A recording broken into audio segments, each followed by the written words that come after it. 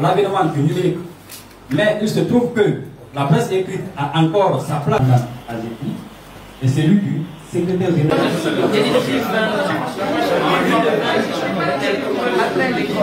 J'avoue que ces 2 jours de formation, d'échange, je peux dire comme ça, ont vraiment permis aux participants de comprendre vraiment l'enjeu de la presse écrite sur le plan national, pourquoi pas sur le plan mondial. Voilà, puisque avant le démarrage des activités, la plupart d'entre nous pensaient que le numérique était une menace pour la presse écrite.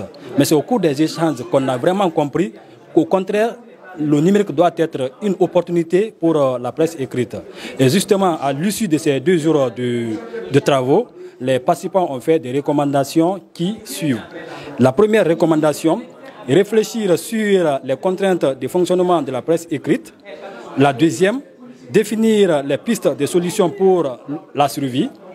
La troisième, élaborer un modèle économique pour la presse écrite. La quatrième, faire du numérique une opportunité pour la presse écrite. La cinquième, produire un rapport sur la problématique de la presse écrite en Guinée. La sixième, créer un environnement économique propice pour la presse écrite. Et la septième, la mise en place d'une imprimerie rotative. Rapport portant sur la problématique de la presse écrite guinéenne. Ces 2 jours-là nous ont permis quand même de camper la situation dans laquelle la presse écrite traverse, en termes surtout de difficultés et de défis à relever. Et donc, comme vous l'avez constaté, ces 2 jours ont permis aux participants et aux panélistes, aux formateurs, aux facilitateurs d'échanger sur les difficultés que la presse écrite, guinéenne surtout, traverse aujourd'hui. Vous n'êtes pas sans le savoir que nous sommes dans un monde où quand même le numérique est en train de prendre le dessus. C'est-à-dire, aujourd'hui nous avons non seulement les sites internet, les sites d'information je veux dire, vous avez aussi les plateformes numériques des